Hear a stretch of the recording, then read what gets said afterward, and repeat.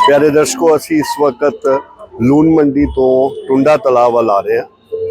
टुंडा तलाव वो जगह है जिथे साबका मंत्री मैडम लक्ष्मी कांता चावला जी रहते हैं और असी उन्हों की अज इंटरव्यू लैन जा रहे हैं। तो मैं तुहानू दस रहा, वैसे तो वो 2 महकमियां के मिनिस्टर रह चुके हैं, हैल्थ और सोशल वेलफेयर।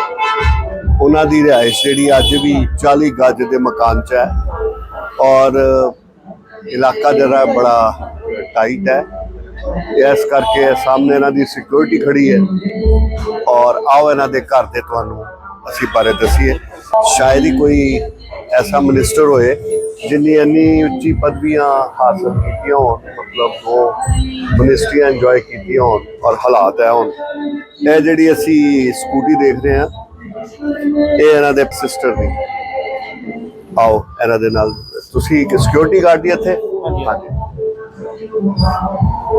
ए सर है की है मैडम जी, इधर ऑफिस है इन्हां दा, पब्लिक नूं इत्थे आके मिलदे ने। आओ जी जरा तुहानूं इन्हां दे ऑफिस दे बारे दसीए। ऑफिस है मैडम दा,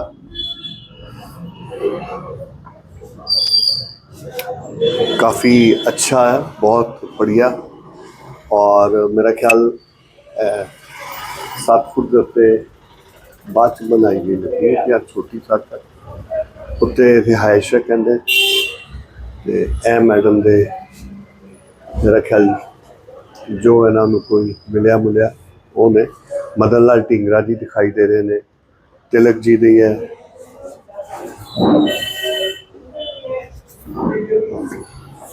चलो आओ उत्ते चलिए जरा। हुण इन्हां दे उपर रिहाइश वाल चलने। मैडम दे सिस्टर ने। नमस्कार मैडम। मैडम थोड़ा शुभ नाम? माता जी। माता। अच्छा जी। मैडम जी दे सिस्टर? अच्छा, छोटी भैन हो। अच्छा अच्छा। ते असी जरा देखना चाहते सी मैडम दा घर। जरूर आओ जी। पौड़ियां 2.5-3 फुट चौड़ियां ने और उच्चियां ने, मुश्किल है चढ़ना।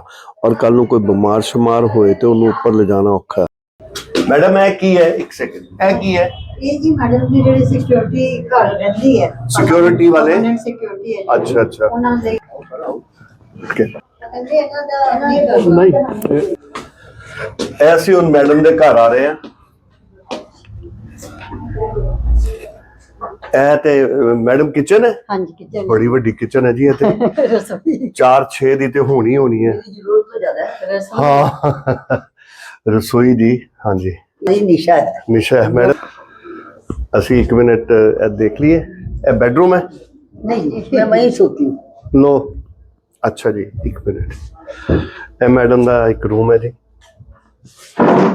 तो मैडम ने एक्सरसाइज लिए रखा लगता है। भी मेरा ख्याल जी 10x8 का तो होना ही है।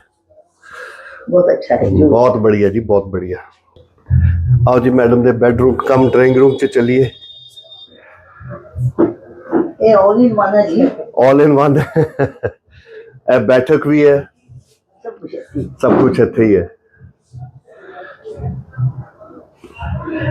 मैडम बहुत अच्छा लगा थोड़े को आके। अपनी छत पे बड़ी हरियाली है। हाँ जी हाँ जी, बहुत अच्छा। फास्ट वे दे प्यारे दर्शकों, अज असी लक्ष्मी कांत चावला जी दे घर च और असी थानू नमक मंडी जिस जगह च रहिंदे ने टुंडे तला, असी थानू सारी सड़क का नज़ारा और उन्होंने घर के बारे दर्शन करवाए ने। और साक्षात भैन जी अज साडे सामने बैठे हुए ने। मैडम थोड़ा फास्ट विच बहुत बहुत स्वागत है। और भैन जी थोड़ा भी ਅਸੀਂ ਬੜਾ ਖੁਸ਼ਨਸੀਬ ਸਮਝਦੇ ਆਪਣੇ ਆਪ ਨੂੰ ਕਿ ਅੱਜ ਤੁਹਾਡੇ ਨਾਲ ਸਾਡੀ ਮੁਲਾਕਾਤ ਦਾ ਮੌਕਾ ਹੋਇਆ। ਮੈਡਮ, ਮੈਂ ਚਾਹੁੰਦਾ ਕਿ ਸਭ ਤੋਂ ਪਹਿਲੇ ਤੁਸੀਂ ਆਪਣੇ ਬਾਰੇ, ਆਪਣੇ ਪਰਿਵਾਰ ਬਾਰੇ ਸਾਡੇ ਦਰਸ਼ਕਾਂ ਨੂੰ ਦੱਸੋ। मेरा परिवार बहुत बड़ा जी, अटारी तो कन्याकुमारी तक और नागालैंड तो सौराष्ट्र तक सारे देश के विच ही मेरे भैन भरा मित्र मंडली बहुत सारी हैगी है। सुरक्षा कर्मियों च भी, सेना च, CRP च, BSF च, पंजाब पुलिस 1968 तो असी रक्षा बंधन जो इन्हां नाल कर रहे हैं ते जिन्हां हत्थां ते रखड़ी बन्नी और भारत माता के बेटियां दी हुण तां बेटियां भी ਅਸੀਂ ਰੱਖਿਆ ਹੈ ਕਿ ਜੇ ਸੁਰੱਖਿਆ ਕਰਨ ਜਿਹੜੀ ਲੜਕੀਆਂ ਹੈ ਤੇ ਉਹਨਾਂ ਦੇ ਹੱਥ ਵੀ ਰਾਖੀ ਕਿਉਂ ਨਾ ਬੰਨੀ ਜਾਏ। ਇਸ ਕਰਕੇ ਮੇਰਾ ਪਰਿਵਾਰ ਬਹੁਤ ਵੱਡਾ ਹੈ, ਲੇਕਿਨ ਜਿਹੜਾ ਪਰਿਵਾਰ ਮਾਂ ਤੋਂ ਮਿਲਿਆ, 2 ਭਰਾ 2 ਭੈਣਾਂ ਤੇ ਅੱਗੋਂ ਉਹਨਾਂ ਦੇ ਪਰਿਵਾਰ, ਭਰਾ ਦੋਵੇਂ ਚਲੇ ਗਏ, ਉਹਨਾਂ ਦੇ ਪਰਿਵਾਰ ਹੈ। ਮਾਤਾ ਜੀ, ਤੁਹਾਡੇ ਪਿਤਾ ਜੀ ਤੇ ਮਾਤਾ ਜੀ ਦਾ ਨਾਮ? पिता जी श्री हरगोबिंद चावला, वो बहुत पहले चले गए। माता जी श्रीमती मोहनवती, उन्होंने भी 25 साल हो गए है। ये मेरी छोटी भैन नाल है ਜਿਹੜਾ ਮੇਰੀ ਸਾਰੀ ਦੇਖਭਾਲ ਕਰਦੀ ਹੈ। ਭਰਾ ਦਾ ਪਰਿਵਾਰ ਰਣਜੀਤ ਐਵਨਿਊ 'ਚ ਹੈ ਔਰ ਕਿਉਂਕਿ ਉਹ ਬੱਚੇ ਭਰਾ ਤੋਂ ਵੀ ਜ਼ਿਆਦਾ ਚੰਗੇ ਹੈ, ਇਸ ਲਈ ਕਿਸੇ ਤਰ੍ਹਾਂ ਦੀ ਕੋਈ ਕਮੀ ਕਦੀ ਮਹਿਸੂਸ ਨਹੀਂ ਹੋਈ। ਬਾਕੀ ਜਿਹੜਾ ਮੇਰਾ ਇਲਾਕਾ ਹੈ, ਜਿਹੜੀ ਕਲਚਰ ਸਿਵਲ ਲਾਈਨ 'ਚ ਨਹੀਂ ਹੈ, ਆਉਣੀ ਚਾਹੀਦੀ ਹੈ, ਉਹ ਸਾਡੇ ਸ਼ਹਿਰਾਂ 'ਚ ਹੈ। ਦੁੱਖ ਸੁੱਖ ਦਾ ਸਾਥ ਹੈ, ਇੱਕ ਦੂਜੇ ਦੀ ਆਵਾਜ਼ ਸੁਣਦੇ ਹੈ, ਜ਼ਰੂਰਤ 'ਤੇ ਆਉਂਦੇ ਹੈ। ਔਰ ਵੱਡੀ ਗੱਲ ਹੈ ਜ਼ਰੂਰਤ ਦੀ ਹਰ ਚੀਜ਼ ਸਾਡੇ ਇਹਨਾਂ ਬਾਜ਼ਾਰਾਂ ਵਿੱਚ ਮਿਲਦੀ ਹੈ। ਔਰ ਤੁਹਾਨੂੰ ਪਤਾ ਹੀ ਹੈ ਜਿਹੜੇ ਸ਼ਹਿਰਾਂ 'ਚ ਪੁਰਾਣੇ ਰਿਸ਼ਤੇ ਹੈ, ਕਾਰਪੋਰੇਸ਼ਨ ਵੱਲੋਂ ਇੱਥੇ ਕੁਝ ਪ੍ਰਬੰਧ ਨਹੀਂ ਹੈ, ਪਾਣੀ ਦਾ ਆਈ ਜਾਂਦਾ ਨਲਕੇ 'ਚ, ਠੀਕ ਹੈ। ਔਰ ਸੋ ਕਾਲਡ ਸਮਾਰਟ ਸਿਟੀ ਦੇ ਨਾਂ 'ਤੇ ਜੋ ਬਾਹਰ ਹੋ ਰਿਹਾ ਹੈ, ਸਾਡੇ ਸ਼ਹਿਰ ਦੇ ਅੰਦਰ ਕੁਝ ਨਹੀਂ ਹੈ।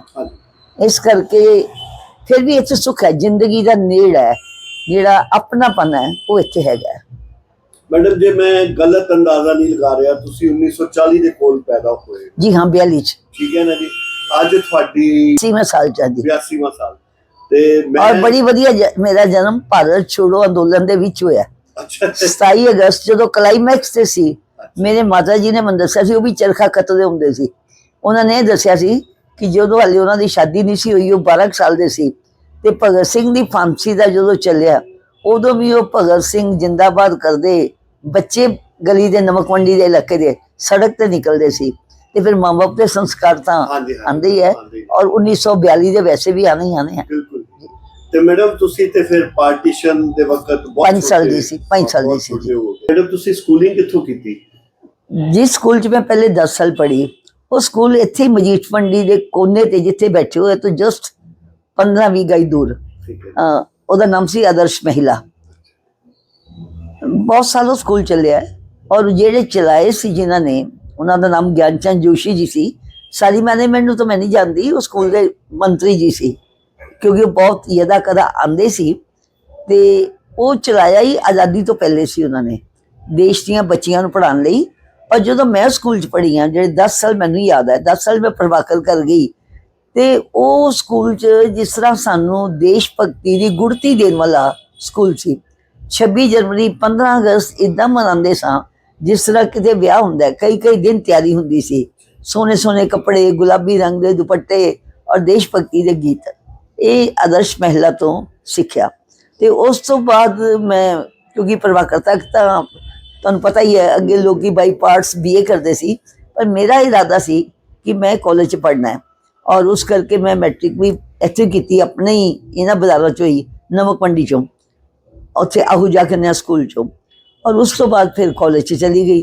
ਕਾਲਜ ਉਦੋਂ ਇੱਕੋ ਗਵਰਨਮੈਂਟ ਕਾਲਜ ਹੀ ਮੇਨ ਹੁੰਦਾ ਸੀ ਤੇ ਇੱਕ ਮਾਡਰਨ ਕਾਲਜ। ਪਰ ਮੈਨੂੰ ਜਿਹੜੇ ਪੁਰਾਣੇ ਸਾਥੀ ਕਿ GR ਸੇਠੀ ਜੀ, ਅਸ਼ੋਕ ਸੇਠੀ ਵਾਲਾ ਪਰਿਵਾਰ, ਉਹਨਾਂ ਨੇ ਨਿਰਮਲ ਕਾਲਜ ਚਲਾਇਆ ਸੀ। ਮੈਂ 4 ਸਾਲ ਸਿੱਖਿਆ BA ਤੱਕ ਨਿਰਮਲ ਕਾਲਜ 'ਚ ਪਾਈ, ਤੇ ਅੱਗੋਂ ਫਿਰ ਬੜੇ ਪਾਪੜ ਵੇਲੇ ਸਕਾਲਰਸ਼ਿਪ ਆਇਆ, ਪਰ ਅੰਮ੍ਰਿਤਸਰ ਦੇ ਵਿੱਚ MA ਨਹੀਂ ਸੀ, ਇਕਨੋਮਿਕਸ ਔਰ ਪੰਜਾਬੀ ਦੇ ਇਲਾਵਾ। ਫਿਰ ਕਰਦੇ ਕਰਾਂਦੇ ਟ੍ਰੇਨਿੰਗ ਕੀਤਾ, NDSI ਟ੍ਰੇਨਿੰਗ ਕੀਤੀ, ਪਹਿਲੇ 6 ਮਹੀਨੇ ਇੰਪਲਾਇਮੈਂਟ ਐਕਸਚੇਂਜ ਕੱਚੀ ਨੌਕਰੀ ਕੀਤੀ। ਫਾਈਨਲੀ ਮੈਂ ਉੱਥੇ ਸਿਲੈਕਟ ਹੋ ਗਈ NDSI, national discipline scheme instructor. ਅੱਜ ਬਹੁਤ ਸਾਰੇ ਲੋਕਾਂ ਨੂੰ ਪਤਾ ਵੀ ਨਹੀਂ ਉਹ ਕੀ ਹੈ। ਕੰਮ ਉਹਦਾ ਸੀ ਸਕੂਲਾਂ ਕਾਲਜਾਂ 'ਚ ਕੋਈ ਡੀਪੀ ਵਰਗਾ, ਪਰ ਮੇਨ ਕੰਮ ਸੀ ਇਮੋਸ਼ਨਲ ਇੰਟੈਗ੍ਰੇਸ਼ਨ ਫੈਲਾਣਾ। ਤੇ ਮੈਂ ਬਲਕਿ 60 ਸਾਲ ਬਾਅਦ ਹੁਣ ਹੋ ਕੇ ਆਈ ਉਜੈਨ, ਮਹਾਕਾਲੇਸ਼ਵਰ ਤੇ ਓंकारेश्वर, ਰਸਤੇ 'ਚ ਇੰਦੌਰ ਆਉਂਦਾ ਹੈ। ਇੰਦੌਰ ਤੋਂ ਕੋਈ 55 ਕਿਲੋਮੀਟਰ ਪਰੇ ਮੈਂ ਉਹ ਬੜਵਾਹਾ ਉੱਥੇ ਅੱਜ ਵੀ ਹੋ ਕੇ ਆਈ ਹਾਂ, ਦੇਖ ਕੇ ਆਈ ਹਾਂ ਕਿ ਜਿੱਥੇ ਮੈਂ ਟ੍ਰੇਨਿੰਗ ਪਾਈ ਸੀ, ਜੰਗਲ ਜਿਹਾ ਸੀ, ਉਹ ਅੱਜ ਕੀ ਹੈ। ਔਰ ਉਹ ਉੱਥੇ CISF ਦਾ ਟ੍ਰੇਨਿੰਗ ਸੈਂਟਰ ਹੈ। ਮੈਨੂੰ ਬੜੀ ਖੁਸ਼ੀ ਹੋਈ, ਆਫਿਸਰ ਮਿਲੇ ਸਾਰੇ, ਉਦੋਂ ਤਾਂ ਜੰਗਲ ਸੀ ਪੂਰਾ। ਉੱਥੋਂ ਜਿਹੜੀ ਟ੍ਰੇਨਿੰਗ ਪਾਈ, ਫਿਰ ਆਗੇ ਗਵਰਨਮੈਂਟ ਸਕੂਲ ਤਰਨਤਾਰਨ ਕੰਮ ਮਿਲ ਗਿਆ, ਫਿਰ ਅੰਮ੍ਰਿਤਸਰ ਮਾਨਾ ਸਿੰਘ ਰੋਡ 3.5 ਸਾਲ ਕੰਮ ਕੀਤਾ। ਉਹਦੇ ਨਾਲ ਹੀ ਮੈਂ ਸ਼ਾਮ ਨੂੰ ਪੜ੍ਹਾਈ ਕਰਕੇ MA ਹਿੰਦੀ ਕੀਤੀ। ਔਰ ਸਾਰਾ ਧੰਨਵਾਦ ਆਚਾर्य ਸਾਡੇ ਸ਼ਾਸਤਰੀ ਜੀ ਰਾਮਤਨ ਜੀ, ਜਿਨ੍ਹਾਂ ਨੇ ਸਮਝੋ ਮੈਨੂੰ ਲਗਭਗ ਮੁਫਤ ਪੜਾਇਆ ਔਰ ਇਸ ਮਿਹਨਤ ਨਾਲ ਪੜਾਇਆ ਕਿ ਮੈਂ MA ਫਸਟ ਕਲਾਸ ਹੋ ਗਈ। MA ਫਸਟ ਕਲਾਸ ਹੋਣ ਦੇ ਨਾਲ ਫਿਰ DAV ਕਾਲਜ ਦੇ ਵਿੱਚ ਪਰਮਾਤਮਾ ਨੇ ਮੌਕਾ ਦਿੱਤਾ ਤੇ ਬਾਕੀ ਸਾਰੀ ਸੇਵਾ DAV ਕਾਲਜ 'ਚ ਕੀਤੀ। ਮੈਡਮ ਤੁਸੀਂ ਪੜ੍ਹਾਈ ਤੇ ਆਪਣੇ ਤੌਰ ਤੇ ਕੀਤੀ ਹੋਈ ਡੈਫੀਨਿਟਲੀ, ਲੇਕਿਨ ਤੁਹਾਡੇ ਪੇਰੈਂਟਸ ਦਾ ਮਤਲਬ ਤੇ ਜ਼ਰੂਰ ਦੇਖੋ ਜੀ, ਉਹਨਾਂ ਦਾ ਤਾਂ ਜੋ ਰਿਣ ਹੈ ਮੇਰੇ ਉੱਪਰ, ਉਹ ਇਸ ਜਨਮ 'ਚ ਨਹੀਂ ਉਤਰ ਸਕਦਾ, ਕਿਉਂਕਿ ਮੇਰੇ ਪਿਤਾ ਜੀ ਨੇ ਮੈਨੂੰ ਕ੍ਰਾਂਤੀਕਾਰੀ ਬਣਾਇਆ। ਸਮਾਜਿਕ ਕੁਰੀਤੀਆਂ, ਧਾਰਮਿਕ ਅੰਧ ਵਿਸ਼ਵਾਸਾਂ ਦੇ ਉਹ ਸਖਤ ਵਿਰੋਧੀ ਸੀ। ਔਰ ਉਹਨਾਂ ਨੇ ਉਹਨਾਂ ਦਿਨਾਂ 'ਚ ਮੈਨੂੰ ਕਿਤਾਬ ਦਿੱਤੀ ਜਿਹਦਾ ਸ਼ੀਰਸ਼ਕ ਸੀ ਕਿਉਂ। 400 ਕਿਉਂ ਦਾ ਉੱਤਰ ਸੀ ਕਿ ਅਸੀਂ ਜਿਹੜਾ ਧਾਰਮਿਕ ਕੰਮ ਕਰਨੇ ਆ ਜਾਂ ਰੀਤੀ ਰਿਵਾਜ ਮੰਨਦੇ ਆ, ਅੰਧ ਵਿਸ਼ਵਾਸ ਮੰਨਦੇ ਆ, ਉਹਨਾਂ ਤੋਂ ਉਹਨਾਂ ਨੇ ਮੈਨੂੰ ਜਾਗਰੂਕ ਕੀਤਾ। ਔਰ ਮੇਰੀ ਮਾਂ ਖੁਦ ਤੇ 2 ਕਲਾਸ ਪੜ੍ਹੀ ਸੀ, ਕਿਉਂਕਿ ਕਹਿੰਦੇ ਮਾਂ ਸੀ ਨਹੀਂ, ਭੈਣ ਭਰਾ ਕੋਈ ਨਹੀਂ, ਪਿਤਾ ਕਿਤੇ ਰੋਟੀ ਕਮਾਉਣ ਦਿੰਦੇ ਸੀ, ਉਹ ਪੜ੍ਹਨਾ ਚਾਹੁੰਦੇ ਸੀ। 14ਵੇਂ ਸਾਲ ਸ਼ਾਦੀ ਹੋ ਗਈ, ਪਰ ਮੇਰੀ ਮਾਂ ਨੂੰ ਸ਼ੌਕ ਸੀ ਮੇਰੇ ਬੱਚੇ ਪੜ੍ਹਨ। ਸ਼ਾਇਦ ਹਰ ਮਾਂ ਹੀ ਐਸਾ ਕਰਦੀ ਹੈ, ਪਰ ਮੇਰੀ ਮਾਂ ਜਿਹੜੇ ਪੜੋਸੀ ਬੱਚੇ ਸਕੂਲ ਕਾਲਜ ਪੜ੍ਹਦੇ ਸੀ ਨਾ, ਉਹਨਾਂ ਤੋਂ ਅਰਿਥਮੈਟਿਕ ਸਿੱਖਦੀ ਸੀ ਤੇ ਮੈਨੂੰ ਸਿਖਾਉਂਦੀ ਸੀ। ਤੇ ਮੇਰਾ ਖਿਆਲ ਹੈ ਅਗਰ ਮੇਰੀ ਮਾਂ ਨੇ ਮੇਰੀ ਨੀਂਹ ਉਹ ਨਾ ਰੱਖੀ ਹੁੰਦੀ ਤੇ ਮੈਂ ਮੈਟ੍ਰਿਕ ਚੋਂ ਅਰਿਥਮੈਟਿਕ ਚੋਂ ਕਦੀ ਪਾਸ ਨਹੀਂ ਸੀ ਹੋਣਾ। ਮੈਡਮ ਛੋਟਾ ਜਿਹਾ ਸਵਾਲ, ਤੁਸੀਂ ਫੈਮਿਲੀ 'ਚ ਵੱਡੇ ਸੀ ਕਿ ਛੋਟੇ? ਨਹੀਂ, ਮੇਰੇ ਵੱਡੇ ਭਰਾ ਜੀ। ਅੱਛਾ, ਉਸਦੇ 2 ਨੰਬਰ ਤੇ ਤੁਸੀਂ? ਮੈਂ 2 ਨੰਬਰ ਤੇ ਸੀ। ਤੁਸੀਂ ਲਾਡਲੀ ਕੁੜੀਆਂ ਦੇ ਵਿੱਚ ਆਏ ਫਿਰ? ਮੈਂ ਸਾਡੇ ਘਰ ਦੀ ਖਾਸੀਅਤ ਦੇਖੋ, ਇਹ ਗੱਲ ਸਭ ਨੂੰ ਦੱਸਣੀ ਚਾਹੀਦੀ ਹੈ। 1942 ਹੋਵੇ ਔਰ 1942 ਚ ਇੱਕ ਲੜਕੀ ਪੈਦਾ ਹੁੰਦੀ ਹੈ ਜਿਹਦੇ ਜਨਮ ਤੋਂ ਪਹਿਲੇ ਇੱਕ ਭਰਾ ਉਹਦੇ ਦੀ ਮੌਤ ਹੋ ਚੁੱਕੀ ਹੈ, ਮਾਂ ਦੇ ਬੇਟੇ ਦੀ। ਤੇ ਉਹਨੇ ਮੇਰੇ ਪਿਤਾ ਜੀ ਨੇ ਮੈਨੂੰ ਦੱਸਿਆ, ਮੈਂ ਕਿਹਾ ਪਿਤਾ ਜੀ ਤੁਸੀਂ ਮੇਰਾ ਨਾਂ ਕੀ ਰੱਖਿਆ? ਲక్ష్ਮੀ, ਮਾਡਰਨ ਨਾਮ ਨਹੀਂ ਹੈ ਉਸ ਜ਼ਮਾਨੇ ਦੇ ਹਿਸਾਬ ਨਾਲ। कि उन्होंने कहा बेटा तेरे को नहीं पता, तू पैदा हुई तो गली मोहल्लों से जो आवाजें आती है ना, पत्थर आ गया, मुंडा गया, कुड़ी आ गई।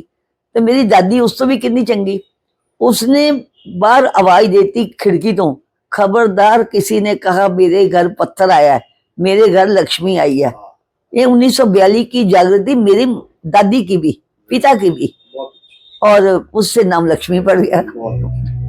क्योंकि अदरवाइज उस वक्त लड़कियां नु पढ़ांदे ही नहीं सी, ऐ हुंदा सी भी मुंडे नु पढ़ाओ लड़की नु नहीं नहीं, मेरा ख्याल है मुंडे कुड़ियां कोई भी नहीं सी पढ़दे। हां, पर चलो फिर भी परसेंटेज कितनी सी पूरे देश च? 16% सी ना जिहड़े देश आजाद होया है। ते बहुत अच्छे बैठे देखो जिन्ने क्रांतिकारियों का इतिहास पढ़दे हो, लड़कियां या लड़के सारे उच्च शिक्षित सन। यस, ਇਹਦਾ मतलब पढ़ाई का प्रबंध सी, गुलामी का कारण कुछ भी कारण वो जागृति नहीं या सी। पैसे की कमी करके नहीं सी पॉसिबल। मेरे को लगता है कि हम ये कह देते थे जी लड़कियां नु की है जी चिट्ठी लिखनी आ जाए ते कोई गीता रामायण पढ़ लेन, सुखमनी साहब पढ़ लेन। मैंने अपने बचपन में दादी जी को देखा है, सुबह 5 बजे स्नान करके दरबार साहब से आते थे, और जब हम सो के उठते थे वो ये जपजी साहब सुखमनी साहब का पाठ कर चुके होते थे, वो इतना ही पढ़ी थी। तो लेकिन एक परिवार है, एक बात है खास जो मेरे लिए वरदान है कि मेरा परिवार जागरूक था। हमें बचपन में मुझे लगता है हमारे घर में लड़कियां ज्यादा डोमिनेट करती रही हैं, और हम भाई बहन सब एक जैसा काम करते थे, ना ये काम घर का है ना ये बाहर का है, एक जैसा काम सब भाई बहन करते थे। और लकीली मेरे माँ के बेटे बेटियां सब अच्छे हैं। That is a very plus point. हाँ देखो, अब माला चलो हमारे से बहुत बाद में आई, ये भी DMA में चित्रकला में और है B.Ed है। अच्छा, तो नहीं पढ़ी लिखी फैमिली हुई ना, that is very important. हाँ जी हाँ। ਦੇਸ਼ ਭਗਤੀ ਦਾ ਜਜ਼ਬਾ ਸੀ ਉਹ ਬਹੁਤ ਜ਼ਿਆਦਾ ਵਿਕਸਿਤ ਸੀ, ਔਰ ਉਹਦੇ ਵਿੱਚ ਤੁਸੀਂ ਤੁਹਾਡਾ ਜੰਮਪਲ ਜਿਹੜਾ ਹੋਇਆ ਉਹਨੇ ਤੁਹਾਨੂੰ ਬਹੁਤ ਜ਼ਿਆਦਾ ਪ੍ਰੇਰਨਾ ਜੀ, ਦਿੱਤੀ, ਜੀ। ਔਰ ਜਿਸ ਕਰਕੇ ਤੁਸੀਂ ਸਾਰੀ ਸਭ ਕੁਝ ਛੱਡ ਕੇ ਇੱਕ ਉਸ ਰਸਤੇ ਨੂੰ ਚੁਣਿਆ ਜਿਹੜਾ ਲੜਕੀਆਂ ਉਸ ਵਕਤ ਬਹੁਤ ਘੱਟ ਚੁਣਦੀਆਂ ਸੀ।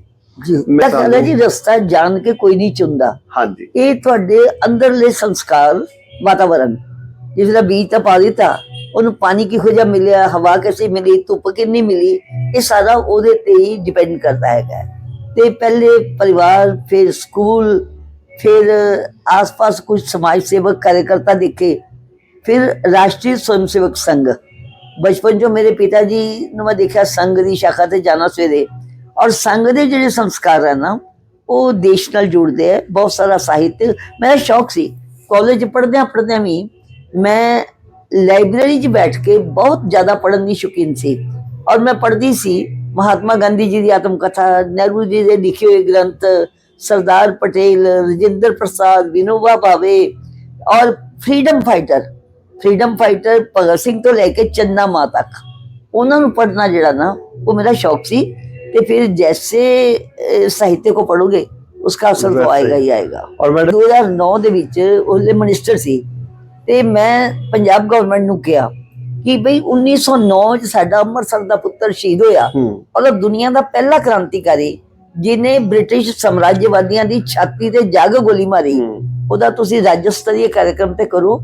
ਚਲੋ ਮਿਸਟਰ ਬਾਦਲ ਮੰਨ ਗਏ, ਔਰ 2009 ਤੋਂ ਅਸੀਂ ਉਹਨਾਂ ਦਾ ਕਾਰਜਕ੍ਰਮ ਸ਼ੁਰੂ ਹਰ ਕੀਤਾ, ਸਾਲ ਤੁਸੀਂ ਹਾਸਲ ਕੀਤਾ। ਔਰ ਤੁਸੀਂ ਹੈਰਾਨ ਹੋਗੇ ਉਹਨਾਂ ਦਾ ਆਪਣੇ ਦੇਸ਼ ਦੇ ਕ੍ਰਾਂਤੀਕਾਰੀ ਦਾ ਆਜ਼ਾਦ ਭਾਰਤ ਵਿੱਚ ਮੂਰਤੀ ਲਵਾਉਣ ਲਈ ਮੈਨੂੰ ਸੰਘਰਸ਼ ਕਰਨਾ ਪਿਆ, ਔਰ ਰਾਤ ਦੇ ਅੰਧੇਰੇ ਚ ਲਵਾਈ, ਔਰ ਦਿਨੇ ਉਸ ਨੂੰ ਅਸੀਂ ਰਿਸੈਪਸ਼ਨ ਦਿੱਤੀ। ਔਰ ਹੁਣ ਵੀ ਜਿਹੜਾ ਉਹਦਾ ਸਮਾਰਕ, ਉਹਦਾ ਸ਼ਹਿਰ, ਉਹਦਾ ਦੇਸ਼ ਤੇ ਉਹਦਾ ਸਮਾਰਕ ਨਾ ਬਣੇ, 20 ਸਾਲ ਤੋਂ ਜ਼ਿਆਦਾ ਟਾਈਮ ਲੱਗ ਗਿਆ ਮੈਨੂੰ ਸੰਘਰਸ਼ ਕਰਦਿਆਂ। ਔਰ परिवार कोई लालची कैसे वो मकान ही मिट्टी च मिलाता कि किते गवर्नमेंट कब्जा ना कर ले। गवर्नमेंट अगर लैंदी है तो रुपए भी तो देंदी है ना। हुण कुछ अधिकारियों नूं और विशेषकर अमरिंदर सिंह जी का जिहड़े मुख मंत्री, मैं धन्नवाद करदी हां कि वो जांदे जांदे जिहड़े 15 अगस्त उन्होंने आखिरी वाली एज सीएम मनाई, ਉਹਦੇ ਚ मैं अनाउंस करवा लिया उन्होंने कोलों कि ये बनेगा, और उत्थे मैनूं स्टेज ते चिट्ठी भी मिल गई कि इंप्रूवमेंट ट्रस्ट पैसा देगा और नगर निगम बनाएगा। चलो मैडम, ਇਹ ਤੇ ਤੁਹਾਡੇ ਲਈ ਬਹੁਤ, ਸਾਡੇ ਅੰਮ੍ਰਿਤਸਰ ਲਈ ਵਧਾਈ ਦਾ। और लेकिन ਤੁਹਾਡੇ ਲਈ ਜਿਹੜਾ ਇਤਿਹਾਸਕਾਰਾਂ ਦਾ ਕੰਮ ਹਾਲੇ ਉੱਥੇ ਰਹਿੰਦਾ ਹੈ, ਉਹਦੇ ਅੰਦਰ ਉਹ ਸਾਮਾਨ ਲਗਾਉਣਾ ਜਿਹਦੇ ਤੋਂ ਲੋਕੀ ਜਾਣ ਸਕਣ ਕਿ ਢੀਗਰਾ ਕੀ ਸੀ, ਸਕੂਲਾਂ ਦੇ ਬੱਚੇ ਆਉਣ ਦੇਖਣ, ਉਹ ਕੰਮ ਹਾਲੇ ਪੂਰਾ ਨਹੀਂ ਹੋਇਆ।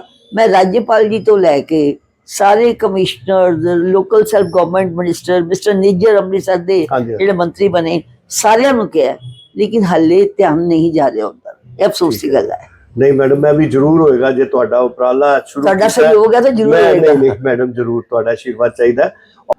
ਪਿਆਰੇ ਦਰਸ਼ਕੋ, ਇਸ ਵਕਤ ਅਸੀਂ ਸ਼ਹੀਦ ਸ਼੍ਰੀ ਮਦਨ ਲਾਲ ਢੀਂਗਰਾ ਜੀ ਦੇ ਸਮਾਰਕ, ਜਿਸ ਨੂੰ ਬਣਾਉਣ ਦੇ ਵਿੱਚ ਸਾਡੇ ਮੈਡਮ ਲక్ష్ਮੀ ਕਾਂਤਾ ਚਾਵਲਾ ਜੀ ਨੇ ਜੀ ਪਰ ਕੋਸ਼ਿਸ਼ ਕੀਤੀ। 25 ਸਾਲ ਦੀ ਅਣਥੱਕ ਮਿਹਨਤ ਦਾ ਇਹ ਨਤੀਜਾ ਹੈ ਜਿਹੜਾ ਐਡਾ ਖੂਬਸੂਰਤ ਉਭਰ ਕੇ ਇਹ ਸਮਾਰਕ ਆਇਆ। ਸ਼ਹੀਦ ਮਦਨ ਲਾਲ ਜੀ ਦਾ ਇੱਕ ਅਸੀਂ ਬੁੱਤ ਦੇਖ ਸਕਦੇ ਹਾਂ, ਜਿਸ ਨੂੰ ਚਾਰੋਂ ਤਰਫ ਤੋਂ ਸ਼ੀਸ਼ਿਆਂ ਦੇ ਨਾਲ ਢੱਕਿਆ ਹੋਇਆ ਹੈ ਤਾਂ ਕਿ ਖਰਾਬ ਨਾ ਹੋਏ। ਇਸ ਦੇ ਨਾਲ ਇੱਕ ਛੋਟੀ ਜੀ ਇਹਨਾਂ ਨੇ ਆਡੀਟੋਰੀਅਮ ਬਣਾਇਆ ਜਿੱਥੇ 100 ਲੋਕ ਬੈਠ ਕੇ ਨੇ।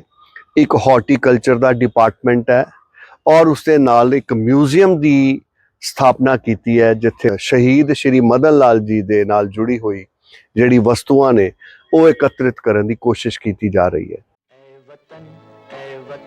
हमको तेरी कसम, तेरी राहों में जहाँ तक लुटा जाएंगे।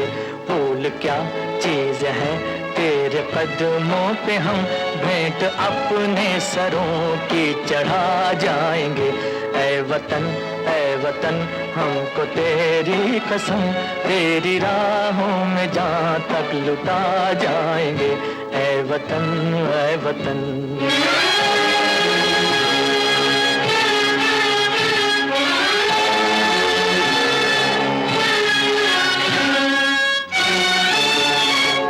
चुके हैं सितम हम बहुत गैर के, अब करेंगे हर एक वार का सामना।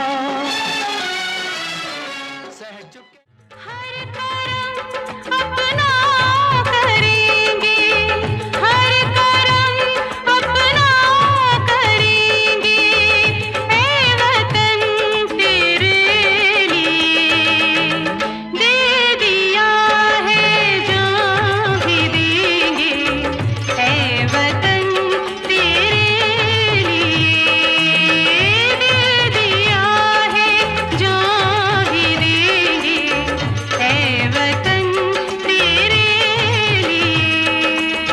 हर करम अपना करेंगे, ऐ वतन तेरे लिए।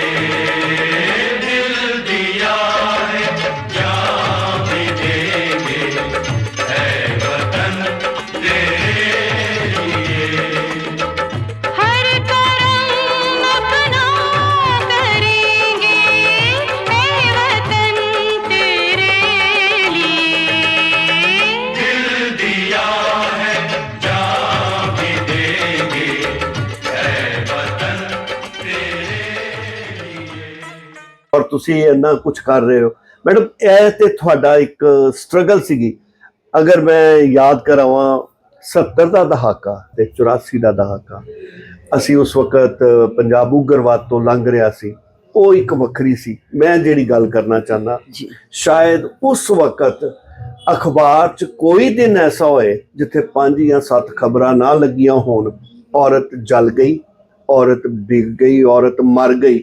ਔਰ ਉਦੋਂ ਤੁਸੀਂ ਔਰਤ ਦੇ ਲਈ ਬੀੜਾ ਚੁੱਕਿਆ ਸੀ, ਖਾਸ ਤੌਰ ਦੇ ਵਿੱਚ ਪੰਜਾਬ ਅੰਮ੍ਰਿਤਸਰ ਦੇ ਵਿੱਚ, ਔਰ ਤੁਸੀਂ ਬੜੀ ਮੁਹਿੰਮ ਦਹੇਜ ਪ੍ਰਥਾ ਜੈਸੀ ਕੁਰੀਤੀ ਨੂੰ ਖਤਮ ਕਰਨ ਦੀ ਕੋਸ਼ਿਸ਼ ਕੀਤੀ। ਦੇਖੋ, ਉਦੋਂ ਸਾਰੀ ਪਾਰਟੀਆਂ ਦੇ ਰਾਜਨੇਤਾ ਮਿਲ ਕੇ ਇੱਕ ਸਮਾਜ ਸੁਧਾਰ ਸਭਾ ਬਣਾਈ ਸੀ, ਜਿਸ 'ਚ ਸਰਦਾਰ ਕਿਰਪਾਲ ਸਿੰਘ ਵੀ, ਹਰਬੰਸ ਲਾਲ ਖੰਨਾ ਜੀ ਵੀ ਔਰ ਕਾਫੀ ਲੋਕ ਐਕਟਿਵ ਸੀ। और जब इमरजेंसी लगी ना, वो सारे जेलों में चले गए। पर तब हमारा डर इतना था कि लोग 50 से ज्यादा की बारात नहीं लाते थे, शगुन में लिमिटेड देते थे। और जो कोई रात को 12 बजे के बाद मेरा दरवाजा खटखटाता था ना, मुझे यही लगता था कि मान लो कोई लड़की का पिता आ गया। मुझे एक लड़की का पिता अब तक याद है। मैंने कभी, मेरे कॉलेज का टाइम है, मैं शगुन वगैरह पर नहीं आ सकती, उसने कहा जी आप एक छुट्टी ले लो, मेरा तो 25-50 हजार बच जाएगा। अच्छा। नहीं तो शगन पे लूट के ले जाएंगे। पर वो मूवमेंट हमारी काफी कामयाब चली है। मतलब मैं वो दहेज। और मैं आपको बता दूं, 13 साल की उम्र में मैंने अपने बड़े भाई की शादी अटेंड की थी, 13वां-14वां साल। और उसके बाद मेरी छोटी बहन, पिताजी बहुत बीमार थे, उसकी शादी। मैं उसके बाद आज तक मेरे माँ के घर की भी शादी हो, अगर कोई देन लेन होता है चाहे 10 रुपए का भी, तो मैं नहीं जाती। शादी की रोटी का स्वाद क्या है मुझे पता ही नहीं। क्यों?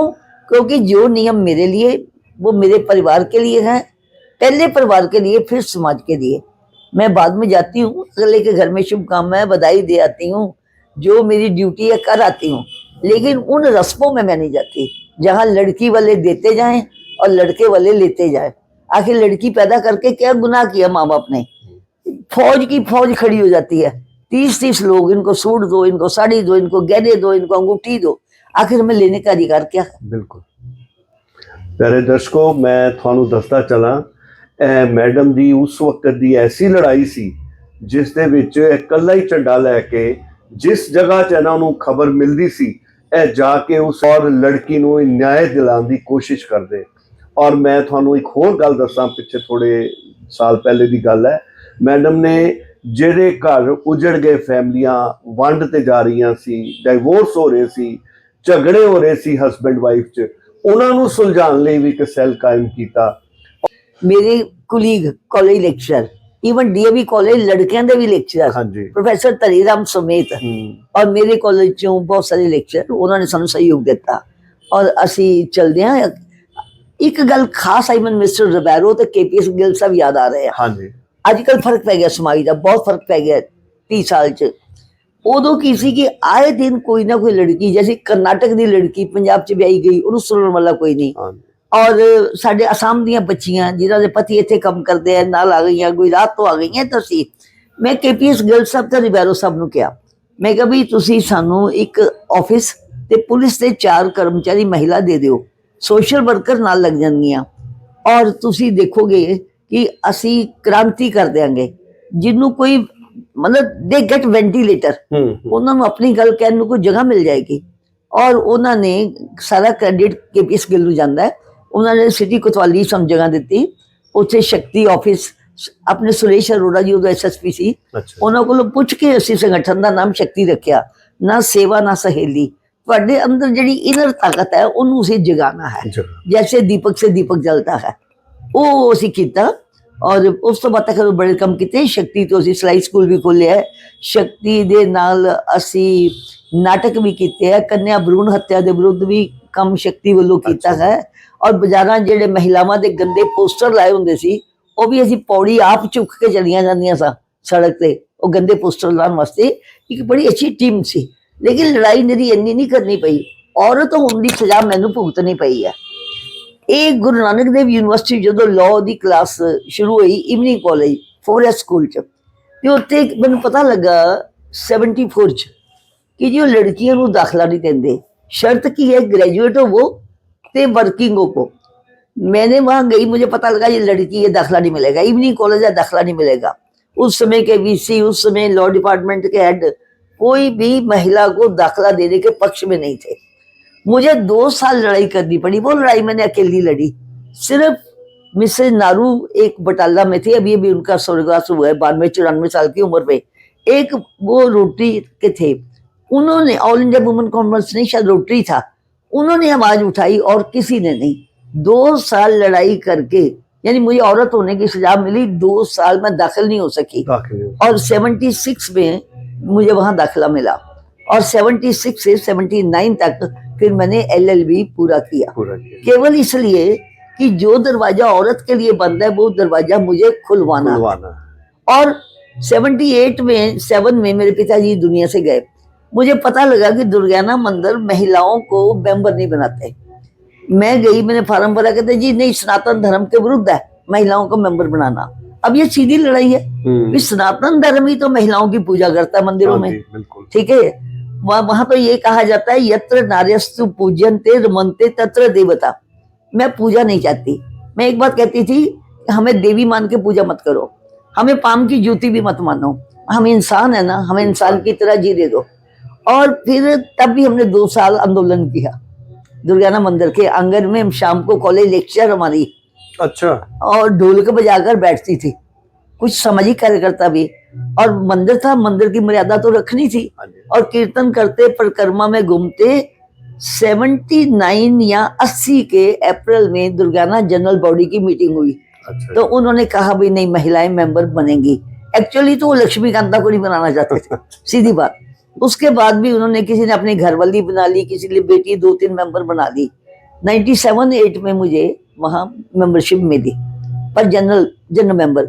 ये तो उसे ईश्वर का करिश्मा देखिए कि जो मंदिर महिलाओं को सदस्य नहीं बनाता था, तत्कालीन कमेटी, अब की नहीं, आज वहां ईश्वर ने मुझे अध्यक्ष की सेवा दे दी है, ठीक है ना। अमृतसर की जनता का भी शुक्रिया। And I think you are the first woman president of किसी टेम्पल की, किसी मंदिर की। पूरा उत्तर भारत घुमाइए, कहीं नहीं मिलती। महिलाओं की पूजा जरूर करते हैं, लेकिन उनको अपवित्र मानते हैं। मैं उस किसी ग्रंथ को, उस रस्म रिवाज को नहीं मानती जो ये कह देता है कि औरत घटिया है। अगर मैं घटिया हूं तो मेरे, आप जिस माँ से पैदा हुए हैं वो माँ भी घटिया है, वो भी घटिया है। यानी वो घटिया जिसने आपको पैदा किया है, और आप श्रेष्ठ हो गए। कैसे हो गए? ये बड़ी लड़ाइयां इस तरह लड़नी पड़ी है। और मैडम, ਅਸੀਂ ਪੰਜਾਬ ਚ ਰਹਿੰਦੇ ਹੋਏ ਗੁਰੂ ਨਾਨਕ ਦੀ ਧਰਤੀ ਹੈ, ਜਿਸ ਦੇ ਵਿੱਚ ਸਭ ਤੋਂ ਪਹਿਲਾ ਮੈਸੇਜ ਹੀ ਔਰਤ ਦੇ ਲਈ ਹੈ। ਉਹਨਾਂ ਨੇ ਔਰਤ ਨੂੰ ਸਭ ਤੋਂ ਪ੍ਰਮੁੱਖ ਰੱਖਿਆ। नहीं जी, उस तो पहले भी सारे ग्रंथां च मातृ देवो भव, फिर प्रथम आचार्य। प्रथम, मेरी भी तो प्रथम आचार्य मेरी माँ है ना, जिन्हें मैंने पहले हथ पढ़ के लिखना सिखाया, फिर मैंने पड़ोसियों तो पढ़ के आप पढ़ाया। माता प्रथम आचार्य, माता प्रथम देव, बिल्कुल ठीक है। और वो संस्कृति मनन वाले कहन कि जी तू मंदिर दी मेंबर नहीं बन सकती। कितने साल मेरे गए, बिल्कुल। 2.5 साल लॉ कॉलेज में एडमिशन लेने के लड़ाई लिए, करनी पड़ी। 2 साल दुर्गाना मंदिर में लेने के लिए, फिर भी मुझे मेंबर नहीं बनाया। मुझे मतलब औरतों को, महिलाओं के नहीं बनाया ना। लक्ष्मीकांता तो हाँ, एक है बिल्कुल, ना। that is an identity। तो वो बात, वो लड़ाई में मुझे सिर्फ मेरी प्रेस ने साथ दिया। अच्छा जी। प्रेस ने बहुत साथ दिया। ਨਹੀਂ ਮੈਡਮ, ਔਰ ਇਹਦੇ ਨਾਲ ਹੀ ਕਿਉਂਕਿ ਤੁਸੀਂ ਦੁਰਗਿਆਨਾ ਮੰਦਿਰ ਦੀ ਗੱਲ ਕੀਤੀ ਹੈ, ਤੁਸੀਂ ਹੁਣੀ ਅਯੋਧਿਆ ਹੋ ਕੇ ਆਏ ਜੀ ਹੋ ਔਰ ਰਾਮ ਲੱਲਾ ਦੀ ਉੱਥੇ ਮੂਰਤ ਦਾ ਸਥਾਪਨਾ हो ਹੋਈ गई ਹੈ। जी। ਸਾਨੂੰ ਥੋੜਾ ਜਿਹਾ ਉਸੇ देखो जी, ਬਾਰੇ। पहली गलती है, मैंने कुछ अधिकारियों से बात की, संगठन के अधिकारियों से। मैं कभी मुझे भी 22 जनवरी को जाना चाहती हूँ, तो मुझे बताया गया कि वो शायद बारी नहीं आएगी, क्योंकि पूरे देश से 6-7 हजार लोग आम और 4,000 साधु वहां जाएंगे। लेकिन 10 दिसंबर मेरे लिए जैसे आकाश से खुशी बरसी। मुझे चंपत राम जी का पत्र व्हाट्सएप पे मिल गया अच्छा जी। कि आप राम जन्मभूमि न्यास की ओर से कि आप वहां आइए। आमंत्रित है। मतलब मेरे लिए कि 140 करोड़ 42 करोड़ का भारत है, उसमें 6-7 हजार लोगों में राम जी ने अपनी बेटी को बुला लिया, बहुत बड़ी तो कितनी बड़ी बात है। तो मैं वहां गई, हम लोगों का उन्होंने प्रबंध रहने का भी किया था। मनीराम छावनी में, मनीराम छावनी वैसे केंद्र रहा है ये राम जन्मभूमि आंदोलन का भी। अच्छा। वहां मिला और मुझे वहां नृत्य गोपाल दास जी के दर्शन भी हुए, जो राम जन्मभूमि न्यास के इस समय सबसे बड़े अधिकारी हैं, अध्यक्ष है, वो आत्मा है इस आंदोलन की। अच्छा। वहां भी हम रखे और पहले दिन स्वाभाविक था, बहुत उत्साह भी था, बहुत धक्के भी थे, लेकिन जैसे कैसे ठाकुर जी के दर्शन हो गए और दर्शन करके हम लोग आए, प्रसाद भी मिला और अच्छा लगा। और अयोध्या वाले कह रहे थे कि आंदोलन हम लड़ते थे, दर्शन करने बाहर से आ गए, लेकिन मैं उन भाग्यशालियों में से हूँ जो 6 दिसंबर 1992 को भी वही थी। अच्छा जी। जी हाँ, यहाँ अमृतसर से जब ये हुआ था। हाँ जी, जब ये बाबरी ढांचा गिराया गया था। अच्छा। और उससे मुझे इसमें ड्यूटी मिली थी कि जितने पंजाब के बच्चे वहां गए थे ना, नौजवान बच्चे, जो लगता था कि they will be in action, तो उनको तिलक लगाना, मौली बांधना, हलवा खिला के भेजना। तो फिर आपके लिए तो जीत हुई मैम, आपका तो मतलब ईश्वर ने संघर्ष था। ईश्वर ने आयु दे दी। अगर जल्दी चली जाती, ना दुर्गाना मंदिर की सेवा मिलती, ना वो अवसर मिलता। अदरवाइज तो कईयों ने तो आपको वैसे ही करवा दिया था, भी चले गए मैडम, तो बड़ी गलत खबर। एक दिन आई थी फोटो डाल के कि दिल्ली में खत्म हो गई। मैंने कहा भाई, भारतीय मान्यता ये है कि जिसकी मौत की खबर गलत उड़ाई जाए उसकी उम्र बढ़ जाती है। मैंने कहा भाई, तुम्हें अभी मुझे और सहना पड़ेगा। तूने मेरी उम्र बढ़ा दी है। बिल्कुल मैडम, अक्सर ਅਸੀਂ ਦੇਖਦੇ ਹਾਂ ਕਿ ਤੁਸੀਂ ਜਿਸ ਪਾਰਟੀ 'ਚ ਸੀਗੇ, ਤੁਸੀਂ ਜਿਸ ਤਰ੍ਹਾਂ ਬੀਜੇਪੀ 'ਚ ਸੀ, ਅਕਾਲੀ ਦੇ ਨਾਲ ਮਿਲ ਕੇ ਸੀ ਨਹੀਂ ਹੈ ਹੋ, ਮਗਰ ਮੈਡਮ ਤੁਹਾਡੀ ਉੱਥੇ ਹੀ ਹਮੇਸ਼ਾ ਲੜਾਈ ਰਹਿੰਦੀ ਹੈ, ਤੁਸੀਂ हमेशा नहीं। देखो, लड़ाई नहीं रहती है। हाँ जी। बात होती है सिद्धांत की। हाँ जी। अगर कोई बात गलत है तो ये नहीं हो सकता कि आप करें तो गलत है, मैं करूं तो ठीक है। ठीक है ना। अब भाषा का ही मसला था, संस्कृत पंजाब के स्कूलों से उड़ा दी गई। हाँ जी। 8वीं तक जो बची थी, बच्चों को ऑप्शन था कि संस्कृत हिंदी दोनों पढ़ लो, दोनों पेपर दे दो, जिसके नंबर ज्यादा आएंगे वो मिल जाएगा। मेरे को जब तोता सिंह शिक्षा मंत्री थे, बादल साहब मुख्यमंत्री थे, तो ये हुआ। तब अमृतसर के सभी स्कूलों ने, विशेषकर डीएवी स्कूलों ने मेरा साथ दिया। हमने मानव श्रृंखला बनाई और तब बादल साहब ने तोता सिंह को कहा, मुझे शब्द याद है, सरदार जी क्यों नवा पंगा पाते हो, जैसे बच्चे पहले पढ़ते हैं पढ़ने दो। लेकिन जब 2002 में अमरिंदर की सरकार आ गई तो अमरिंदर साहब ने तो बिल्कुल ही साफ कर दी संस्कृत। उसके बाद मैंने उन्हीं स्कूलों से कहा, भाई पहले आप बोलते थे, अब आप क्यों नहीं बोलते? मैं तो बोल दूंगी, चिट्ठी लिख दूंगी, अखबार में स्टेटमेंट दे दूंगी, उससे किसी की टांग टूटने वाली नहीं है। बिल्कुल बिल्कुल। ठीक है। तब स्कूल वालों ने भी साथ नहीं दिया। अब मैंने पिछले 1 वर्ष में पूनम सूरी जी, जो डीएवी मैनेजमेंट के अध्यक्ष है, उनको कितनी बार लिखा है कि भाई मैनेजमेंट डीएवी सबसे तगड़ी मैनेजमेंट है, तो आप क्यों नहीं पंजाब गवर्नमेंट से बात करते? मैंने और भी धार्मिक संस्थाओं से भी कहा कि भाई पंजाब में अगर कोई कारण ही है संस्कृत का, तो गुरु गोविंद सिंह जी ने, जो आज निर्मले संत हैं, उनको वाराणसी में संस्कृत पढ़ने के लिए भेजा था। और मैं एक बात मानती हूँ, मेरा एक साथी है, सारी बात कहो तो कुछ लोगों को चुभ जाती है, वो एक वाणी का पाठ कर रहे थे। मैं भी करती हूँ। मैंने कहा तुझे इसकी समझ आती है? कहता जी 90% नहीं आती। मैंने कहा जब संस्कृत नहीं पढ़ी तो ये समझ कैसे? आएगा नहीं। और जो दशम ग्रंथ है, दशम ग्रंथ में हमें एमए में लगा था, उसका कुछ हिस्सा मैंने पढ़ा है। विचित्र नाटक मैंने आतंकवाद के दिनों में खास पढ़ा है, ठीक है। तो अगर संस्कृत नहीं आएगी तो हमें तो हिंदी भी समझ नहीं आएगी। पंजाबी में भी आधे शब्द संस्कृत के हैं। संस्कृत में ऑल इंडिया ट्रेनिंग में गई है NDSI की, वहां मलयालम गीत हुए। मलयालम गीत में सारी ही संस्कृत थी, और प्रार्थना में तो पता ही नहीं लगता कि ये मलयाली है कि संस्कृत की है, या तमिल है, या संस्कृत है। तो पंजाब गवर्नमेंट को पता नहीं क्या बीमारी है। मेरे अपने लोग ही नहीं मानते थे, मैंने किसी को क्या कहना है। इंग्लिश मीडियम की छूट है स्कूल में, हाँ जी। हिंदी माध्यम की छूट नहीं है। क्यों बोला? हिंदी माध्यम की छूट DAV दे देगा, प्रेम आश्रम दे देगा, ज्ञान आश्रम दे देगा, हाँ तो जी। प्राइवेट स्कूल है, प्राइवेट स्कूल। ठीक है। यानी अगर हमारे वो बच्चे जो हिंदी पढ़ना चाहते हैं वो गवर्नमेंट स्कूल में नहीं जा सकते। ये अन्याय है, पर अन्याय सहने वाले ज्यादा कसूरवार है।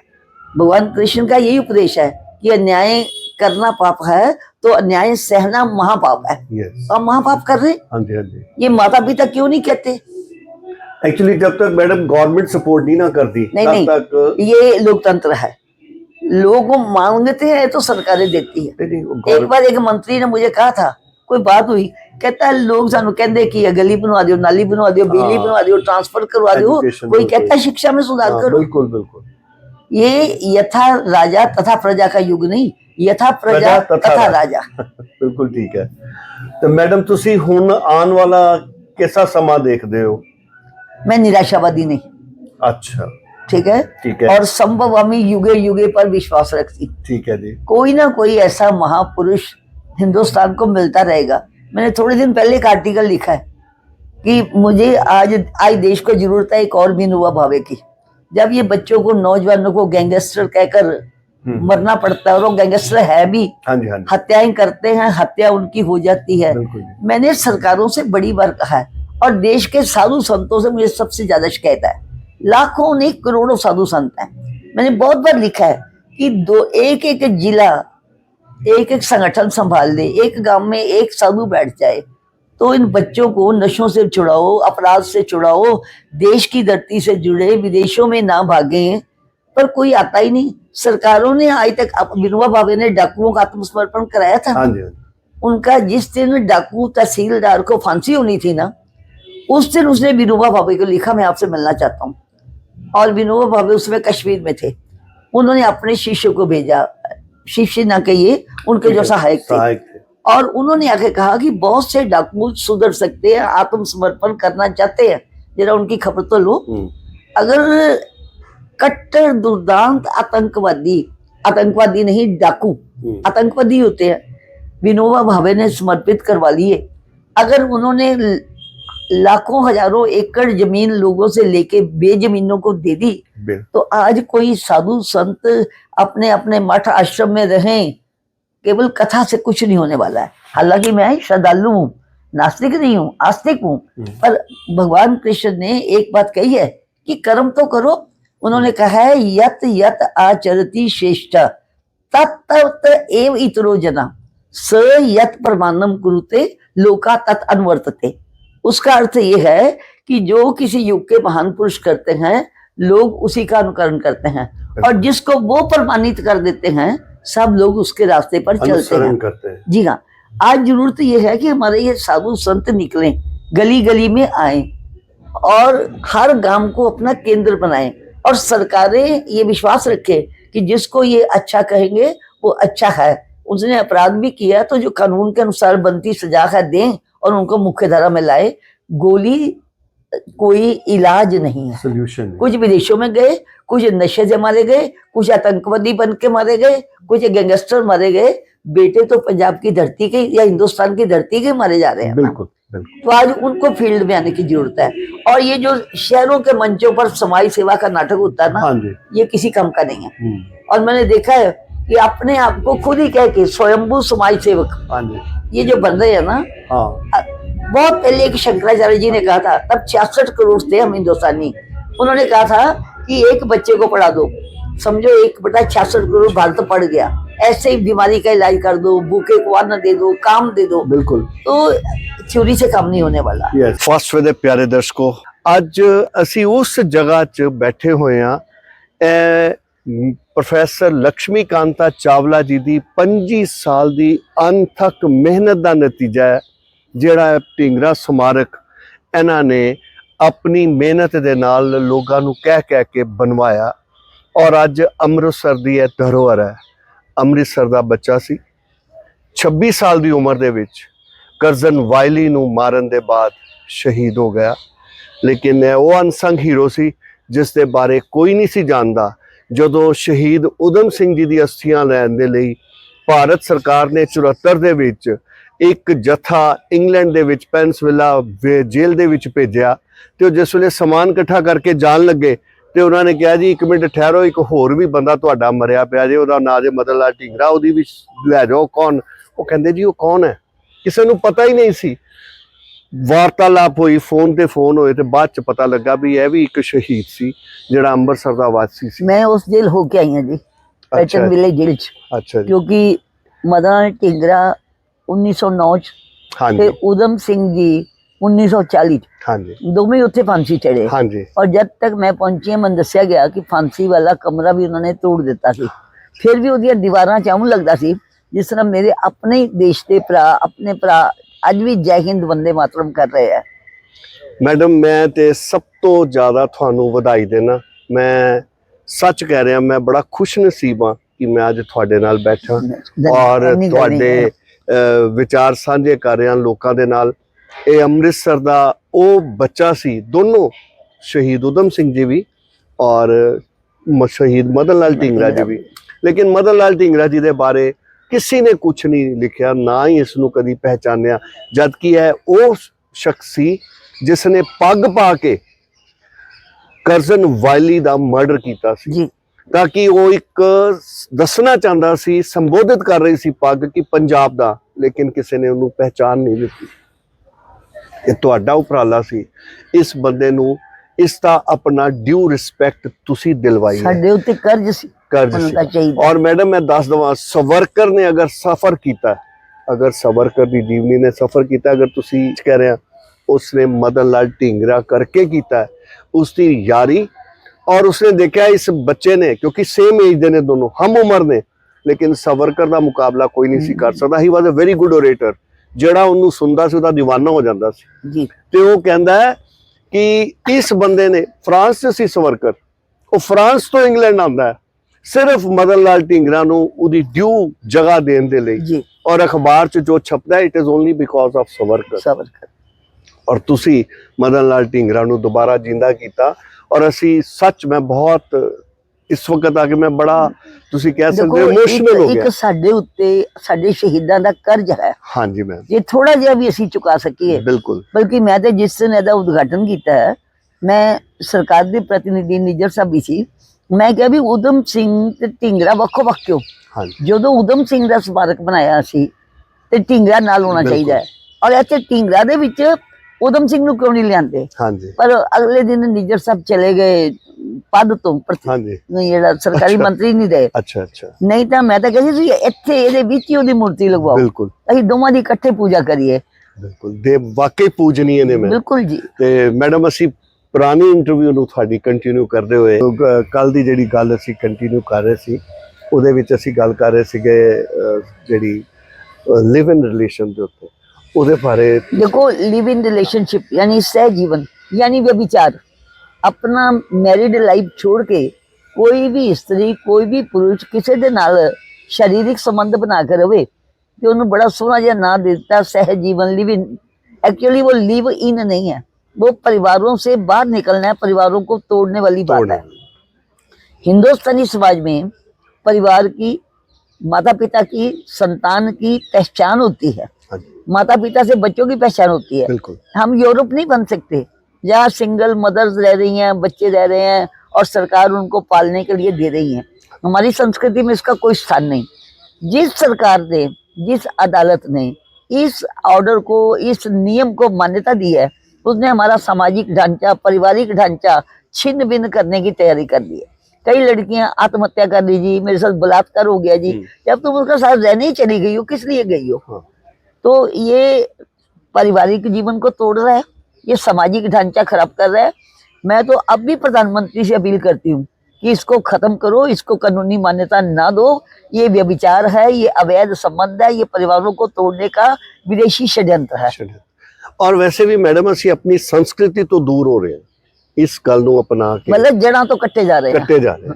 और मैडम ਹੁਣ ਅਸੀਂ ਜ਼ਿਆਦਾ ਟਾਈਮ ਨਾ ਲੈਂਦੇ ਹੋਏ ਸਾਨੂੰ ਤੁਸੀਂ ਆਪਣੇ ਵਿਚਾਰ ਜਿਹੜਾ ਦਰਸ਼ਕਾਂ ਦੇ ਲਈ ਇੱਕ ਮੈਸੇਜ ਹੈ ਉਹ ਜ਼ਰੂਰ ਦਿਓ। देखो मेरा तो एक ही कहना है कि जिस ਜਿਹੜੇ आवारा जानवर है ना ਉਹਨਾਂ ਨੂੰ ਡੰਡੇ ਰੋਈ ਪੈਂਦੇ ਆ, ਤੇ ਜਿਹੜਾ ਕਿਸੇ ਘਰ ਦੇ ਕੁੰਡੇ ਵੱਜਾ ਹੁੰਦਾ ਨਾ ਉਹਨੂੰ ਕੋਈ ਡੰਡਾ ਨਹੀਂ ਮਾਰਦਾ, ਨਾ ਉਹ ਕਿਸੇ ਨੂੰ ਨੁਕਸਾਨ ਪਹੁੰਚਾਉਂਦਾ ਹੈ। ਇਸ ਕਰਕੇ महावीर प्रसाद द्विवेदी जी ਜਿਹੜੇ बहुत ਵੱਡੇ ਸਾਹਿਤਕਾਰ ਰਹੇ, ਜਿਨ੍ਹਾਂ ਦੇ ਨਾਲ ਆਧੁਨਿਕ ਹਿੰਦੀ ਸ਼ੁਰੂ ਹੋਈ है, उन्होंने कहा सी कि देशवासियों, दुनिया वालों, अगर आप में योग्यता है, फुर्सत है, तो देश की नहीं विश्व की 84 बढ़िया भाषाएं हैं, वो पढ़ो, लेकिन माँ को तो माँ कहो। तब उन्होंने कहा था कि अपने घर के खूंटे से तो बंधे रहो, नहीं तो दुनिया हमें मानेगी नहीं। और जो गूंगे हैं उनकी कोई भाषा नहीं होती, वो तो बेचारे हैं। अब हमारा देश इतना अमृत महोत्सव हमने मना लिया, सब कुछ कर लिया, आज तक हिंदुस्तान की कोई राष्ट्र भाषा नहीं है। राष्ट्रीय भाषाएं तो 2 दर्जन से ज्यादा है, लेकिन राष्ट्र भाषा कोई नहीं। क्यों डरते हैं, क्यों ये एक वर्ग विशेष को खुश करना चाहते हैं, ये मुझे पता नहीं है। तो बाकी मेरा तो ये कहना है, आजादी से पहले हम ज्यादा स्वतंत्र थे, आजादी के बाद हम गुलाम हो गए हैं। और मुझे याद आते हैं डॉक्टर राधा कृष्णन जी के शब्द, उन्होंने कहा था प्राचीन काल में भारत स्वतंत्र गांवों का स्वतंत्र देश था, मध्य काल में स्वतंत्र गांवों का परतंत्र देश था, लेकिन आज देश स्वतंत्र है और लोगों की मानसिकता अभी परतंत्र हो गई है। आप जरा घूमिए ना अपने शहर का, मालवीय मार्ग अभी तक लादंस रोड है, क्वींस रोड अभी तक क्वींस रोड है, और वहाँ हिंदुस्तान की एक किसी भाषा का एक शब्द दिखाई नहीं देता। विक्टोरिया लंदन में घूमो या लादंस रोड में घूमो, एक जैसा ही लगता है। तो आजादी से पहले हम कहते थे अपनी भाषा है भली, भलो अपनो देश, जो कछु है अपनो भलो, यही राष्ट्र संदेश। और भारतेंदु जी ने कहा है, बिन निज भाषा ज्ञान के मिटे ना ही को सूल। और एक पंजाबी कवि ने बहुत सोना लिखा है, वो कहता है, कौमा दी पत दून सवाई, कौमी रसम रवाजो, अपने कर दी जुत्ती चंगी ऊपर आंदे ताजो, अपने गुड़ शक्कर ने मिठे परदेसी खंड कौड़ी, अपनी चप्पा धरती चंगी सारी दुनिया सौड़ी। मैनू हैरानगी आंदी है, अजी दीपक जलाने वाले देश के लोग हैं, कोई भी शुभ दिन आ जाए, शुभ अवसर परिवार में आ जाए तो दीपमाला होती है। किसी के घर के बाहर रोशनी लगी हो ना, बिजली की, दीपों की, कहते हैं आज क्या है, तो खास बात है। हम अजीब आदमी हैं, अगर दिवाली के दिन भी घर के बाहर अंधेरा हो तो कहते हैं जरूर कोई शोक की बात है। हम अजीब आदमी हैं। अपने बच्चों के जन्मदिन हम दीपक बुझा बुझा कर फूके मार के मनाते हैं। गुरु गोविंद सिंह जी का जन्मदिन दीपमाला के साथ, गुरु नानक देव जी का जन्मदिन, राम जी का जन्मदिन, कृष्ण जी का जन्मदिन और दीपावली, सब दीप जगा के। लेकिन जिस दिन अपने कुल दीपक पैदा हुए उस दिन बच्चों को हम कहते हैं भी रखो नीचे केक, डायर की रिश्तेदारी है, मेकौले की रिश्तेदारी है, नीचे केक रखो, केक पर तेरा नाम भी लिखा होगा, उसको हम काट देंगे, मोमबत्तियां जगाएंगे, फूंक मरवा देंगे। जिस मिनट हम फूंक मार के दीपक बुझाते हैं हम भारतीयता से दूर हो जाते हैं। आपको याद होगा प्रोफेसर साहब, आगे किसी को बुरी गाली निकालनी हो ना तो कहते थे जा तेरा दीवा बुझ जाए, मतलब तेरे कुल च कोई ना रवे, ठीक है ना। तो आज हम अपने हाथों से ही कर रहे हैं। तो गल सिद्धि जी हैगी है, आप ये पौधे देख रहे हैं, इन वृक्षों ने अगर छाया देनी है तो इनको धरती की गोद से लगे रहना पड़ेगा। ये जो गमले के फूल है ना, ये गमले के फूल हर 3 महीने बाद मुरझा जाते हैं, टूट जाते हैं, चले जाते हैं। अगर हम अपनी धरती की गोद में रहेंगे तो हम हमेशा हरे भरे रहेंगे, शोभा होगी। मैं तो चाहती हूँ हिंदुस्तान का हर नागरिक, हर बच्चा ये याद रखे कि हिंदुस्तान के बच्चों जैसे बढ़िया बच्चे दुनिया में कहीं नहीं हुए। हकीकत को याद करो, गुरुपुत्रों को याद करो, खुदीराम बोस को याद करो, हमारी जो लड़की कनकलता आसाम की उसको याद करो, झांसी की रानी की मैना को याद करो। हमारे बच्चों जैसे बच्चे कहीं नहीं, हमारी महिलाओं जैसी महिलाएं कहीं नहीं। हमारे बुजुर्गों जैसे बुजुर्ग कहीं नहीं, जिन्होंने कह दिया था कि मेरी छाती पर लगी एक एक लाठी अंग्रेजों तुम्हारे कफन में कील का काम करेगी। बिल्कुल। तो हमारे देश जैसा भी कोई देश नहीं है, और हमें ऐसा बनना चाहिए कि जैसे दीपक जलता दूर से दिखाई देता है, कोई हिंदुस्तानी खड़ा हो तो लोग कहें ये हिंदुस्तानी है, तभी ऐसा काम कर रहा है। ये मेरी ईश्वर से भी प्रार्थना है और देश के लोगों से भी प्रार्थना है। बहुत बहुत धन्यवाद मैडम ਤੁਹਾਡਾ ਫਾਸਟ ਵਿੱਚ ਆਉਣ ਦਾ, ਔਰ ਤੁਸੀਂ ਐਡੇ ਅੱਛੇ ਪਿਆਰੇ ਦਰਸ਼ਕੋ, ਅਸੀਂ ਮੈਂ ਤਾਂ ਵੈਸੇ ਹੀ ਭਾਵ ਵਿਭੋਰ ਆ ਇਹਨਾਂ ਦੇ ਕੋਲ ਬੈਠ ਕੇ ਔਰ ਇਹਨਾਂ ਦੇ ਵਿਚਾਰ ਸੁਣ ਕੇ। ਅੱਜ ਦੇਸ਼ ਭਗਤੀ ਫਿਲਮਾਂ 'ਚ ਹੀ ਰਹਿ ਗਈ ਹੈ, ਬਹੁਤ ਘੱਟ ਲੋਕ ਐਸੇ ਮਿਲਦੇ ਨੇ ਜਿਹੜੇ ਅੱਜ ਵੀ ਆਪਣੇ ਦੇਸ਼ ਨੂੰ ਪਿਆਰ ਕਰਦੇ ਨੇ, ਔਰ ਜਿਹੜੇ ਪਿਆਰ ਕਰਦੇ ਨੇ ਦੇਖਦੇ ਤੇ ਅਸੀਂ ਐ ਆ, ਪ੍ਰਚਾਰ ਬੜਾ ਕਰਦੇ ਨੇ, ਆਪਣੇ ਸਕੂਲ 'ਚ ਪੜ੍ਹੋ, ਆਪਣੇ ਇੱਥੇ ਕਾਲਜ 'ਚ ਪੜ੍ਹੋ, ਬੱਚੇ ਆਪਣੇ ਬਾਹਰ ਭੇਜ ਦਿੰਦੇ ਨੇ। ਮੈਡਮ ਨੇ ਅੱਜ ਵੀ ਆਪਣੇ ਦੇਸ਼ ਦੀ ਔਰ ਆਪਣੇ ਦੇਸ਼ ਦੀ ਮਿੱਟੀ ਦੀ ਔਰ ਆਪਣੇ ਦੇਸ਼ ਦੀ ਸੰਸਕ੍ਰਿਤੀ ਨੂੰ ਬਚਾਉਣ 'ਤੇ ਜ਼ੋਰ ਦਿੱਤਾ ਹੈ। ਮੇਰਾ ਖਿਆਲ ਹੈ ਇਹੋ ਸਭ ਤੋਂ ਵੱਡਾ ਇਹਨਾਂ ਦਾ ਵਿਚਾਰ ਹੈ। ਅਗਰ ਅੱਜ ਦੇ ਬੱਚੇ ਆਪਣੇ ਆਪ ਨੂੰ ਅਪਣਾ ਲੈਣ ਤੇ ਮੇਰਾ ਖਿਆਲ ਕੈਨੇਡਾ ਜਾਣ ਦੀ, ਆਸਟ੍ਰੇਲੀਆ ਜਾਣ ਦੀ ਜਿਹੜੀ ਚਾਹ ਉਹ ਖਤਮ ਹੋ ਜਾਏ। ਸਾਡੇ ਭਾਰਤ 'ਚ ਬੜਾ ਕੁਛ ਹੈ, ਸਿਰਫ ਸਾਨੂੰ ਇਸ ਨੂੰ ਅੱਗੇ ਵਧਾਉਣਾ ਹੈ, ਇਸ ਨੂੰ ਅੱਗੇ ਲੈ ਕੇ ਜਾਣਾ। ਮੈਡਮ ਤੁਹਾਡਾ ਬਹੁਤ ਬਹੁਤ ਧੰਨਵਾਦ। आप जी का भी धन्यवाद जी। ਪਿਆਰੇ ਦਰਸ਼ਕੋ, ਅੱਜ ਅਸੀਂ ਪ੍ਰੋਗਰਾਮ ਤਾਰੇ ਅੰਮ੍ਰਿਤਸਰ ਦੇ ਵਿੱਚ ਤੁਹਾਡੀ ਮੁਲਾਕਾਤ ਸਮਾਜ ਸੇਵਿਕਾ ਪ੍ਰੋਫੈਸਰ ਲక్ష్ਮੀਕਾਂਤ ਚਾਵਲਾ ਜੀ ਦੇ ਨਾਲ ਕਰਵਾਈ, ਔਰ ਅਸੀਂ ਤੁਹਾਨੂੰ ਇਹਨਾਂ ਦੀ ਜ਼ੁਬਾਨੀ, ਇਹਨਾਂ ਦੇ ਆਪਣੇ ਮੁੱਢਲੇ ਜੀਵਨ ਔਰ ਇਹਨਾਂ ਵੱਲੋਂ ਕੀਤੇ ਗਏ ਸਮਾਜ ਸੇਵਿਕਾ ਦੇ ਲਈ ਕੰਮ, ਉਹਦੇ ਬਾਰੇ ਤੁਹਾਨੂੰ ਵਿਸਤਾਰ ਦੇ ਵਿੱਚ ਜਾਣਕਾਰੀ ਦਿੱਤੀ। ਅਸੀਂ ਦੇਖਿਆ ਮੈਡਮ ਨੇ ਕਿਸ ਪ੍ਰਕਾਰ 70 ਦੇ ਦਹਾਕੇ ਵਿੱਚ, ਜਿਸ ਵਕਤ ਦਹੇਜ ਪ੍ਰਥਾ ਜੈਸੀ ਕੁਰੀਤੀ ਜਿਹੜੀ ਸੀ ਬੜੀ ਪ੍ਰਚਲਿਤ ਸੀ, ਮੈਡਮ ਨੇ ਲੜਕੀਆਂ ਦੇ ਲਈ ਆਵਾਜ਼ ਉਠਾਈ ਔਰ ਦਹੇਜ ਪ੍ਰਥਾ ਜੈਸੀ ਕੁਰੀਤੀ ਨੂੰ ਦਬਾਉਣ ਦੀ ਕੋਸ਼ਿਸ਼ ਕੀਤੀ। ਇਸ ਤੋਂ ਇਲਾਵਾ ਭਰੂਣ ਹੱਤਿਆ ਔਰ ਉਹ ਲੜਕੀਆਂ ਜਿਨ੍ਹਾਂ ਨੂੰ ਮਾਂ-ਬਾਪ ਸੜਕਾਂ 'ਚ ਛੱਡ ਜਾਂਦੇ ਸੀ, ਉਹਨਾਂ ਦੇ ਲਾਲਨ ਪਾਲਣ ਦੇ ਲਈ ਪੰਗੂੜਾ ਨਾਮਕ ਸੰਸਥਾ ਦੀ ਸੰਚਾਲਨ ਕੀਤਾ। ਇਸ ਤੋਂ ਇਲਾਵਾ ਜਿਹੜੇ ਪਰਿਵਾਰ ਦੇ ਵਿੱਚ ਵਿਆਹ ਦੇ ਦੌਰਾਨ ਆਪਸੀ ਮੀਆਂ ਬੀਵੀ ਦੇ ਝਗੜੇ ਹੋ ਜਾਂਦੇ ਸਨ, ਉਹਨਾਂ ਨੂੰ ਅਦਾਲਤ ਤੋਂ ਜਾਣ ਤੋਂ ਪਹਿਲੇ ਸੁਲਝਾਉਣ ਦੇ ਲਈ ਸ਼ਕਤੀ ਨਾਮਕ ਸੰਸਥਾ ਦੀ ਸਥਾਪਨਾ ਕੀਤੀ ਪ੍ਰੋਫੈਸਰ ਲక్ష్ਮੀਕਾਂਤ ਚਾਵਲਾ ਮੈਡਮ ਨੇ। ਇਸ ਤੋਂ ਇਲਾਵਾ ਲੜਕੀਆਂ ਨੂੰ ਉਸ ਵਕਤ ਲਾਅ ਕਾਲਜ ਦੇ ਵਿੱਚ ਐਡਮਿਸ਼ਨ ਨਹੀਂ ਸੀ ਦਿੱਤੀ ਜਾਂਦੀ, ਉਸ ਦੇ ਲਈ ਲੜਾਈ ਲੜੀ। ਦੁਰਗਿਆਨਾ ਮੰਦਿਰ ਕਮੇਟੀ ਦੇ ਵਿੱਚ ਲੜਕੀਆਂ ਨੂੰ ਸ਼ਾਮਿਲ ਕਰਨ ਦੇ ਲਈ ਲੜਾਈ ਲੜੀ। ਇਹ ਉਹਨਾਂ ਦੇ ਕੁਝ ਛੋਟੇ-ਮੋਟੇ ਉਪਰਾਲੇ ਸਨ।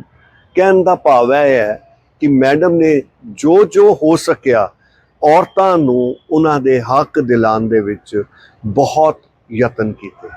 ਮੈਡਮ ਸਾਡੇ ਕੈਬਨਿਟ ਮੰਤਰੀ ਵੀ ਰਹੇ ਔਰ 2 ਮਹਿਕਮਿਆਂ ਦੇ ਮਿਨਿਸਟਰ ਵੀ ਰਹੇ, ਹੈਲਥ ਅਤੇ ਸੋਸ਼ਲ ਵੈਲਫੇਅਰ ਦੇ। ਦੇਖਿਆ ਮੈਡਮ ਅੱਜ ਵੀ ਬੜਾ ਸਾਦਾ ਜੀਵਨ ਬਤੀਤ ਕਰ ਰਹੇ ਨੇ, 40 ਗਜ਼ ਦੇ ਘਰ 'ਚ ਰਹਿ ਰਹੇ ਹੈ, ਔਰ ਇਸ ਤੋਂ ਸਭ ਤੋਂ ਵੱਡੀ ਜਿਹੜੀ ਅੰਮ੍ਰਿਤਸਰ ਨੂੰ ਉਹਨਾਂ ਦੀ ਦੇਣ ਹੈ ਉਹ ਹੈ ਸ਼ਹੀਦ ਮਦਨ ਲਾਲ ਢੀਂਗਰਾ ਜੀ, ਜੋ ਕਿ ਸਾਡੇ ਅਨਸੰਗ ਹੀਰੋ ਸਨ, ਜਿਨ੍ਹਾਂ ਨੂੰ ਅੰਮ੍ਰਿਤਸਰ ਦੇ ਲੋਕ ਹੀ ਨਹੀਂ ਜਾਣਦੇ ਸੀ। ਉਹਨਾਂ ਨੂੰ ਇੱਕ ਪਹਿਚਾਣ ਦਿਲਵਾਈ। ਉਹਨਾਂ ਦੇ ਨਾਂ ਤੇ ਪਹਿਲੇ ਸ਼ਹੀਦ ਮਦਨ ਲਾਲ ਢੀਂਗਰਾ ਬੱਸ ਟਰਮੀਨਲ, ਉਸ ਤੋਂ ਬਾਅਦ ਉਹਨਾਂ ਦਾ ਨਗਰ ਪਾਲਿਕਾ ਚੌਂਕ ਦੇ ਵਿੱਚ ਬੁੱਤ ਲਗਵਾਇਆ, ਔਰ ਅੱਜ ਮੈਂ ਤੁਹਾਨੂੰ ਦੱਸਿਆ ਕਿਸ ਪ੍ਰਕਾਰ ਔਰ ਗੋਲ ਬਾਗ ਦੇ ਵਿੱਚ ਉਹਨਾਂ ਨੇ ਸ਼ਹੀਦ ਮਦਨ ਲਾਲ ਢੀਂਗਰਾ ਦੇ ਸਮਾਰਕ ਦੀ ਸਥਾਪਨਾ ਕਰਵਾਈ ਹੈ। ਇਹ ਸਭ ਤੋਂ ਵੱਡੀ ਉਹਨਾਂ ਦੀ ਉਪਲਬਧੀ ਹੈ ਔਰ ਅੰਮ੍ਰਿਤਸਰ ਵਾਸੀਆਂ ਨੂੰ ਇੱਕ ਦੇਣ ਹੈ। ਮੈਨੂੰ ਉਮੀਦ ਹੈ ਤੁਹਾਨੂੰ ਇਹ ਸਾਡਾ ਉਪਰਾਲਾ ਪਸੰਦ ਆਇਆ ਹੋਵੇਗਾ। ਮੈਨੂੰ ਔਰ ਮੇਰੇ ਕੈਮਰਾਮੈਨ ਪਰਮਜੀਤ ਸਿੰਘ ਨੂੰ ਇਜਾਜ਼ਤ ਦਿਓ। ਬਹੁਤ ਬਹੁਤ ਧੰਨਵਾਦ ਅਤੇ ਸਤਿ ਸ੍ਰੀ ਅਕਾਲ।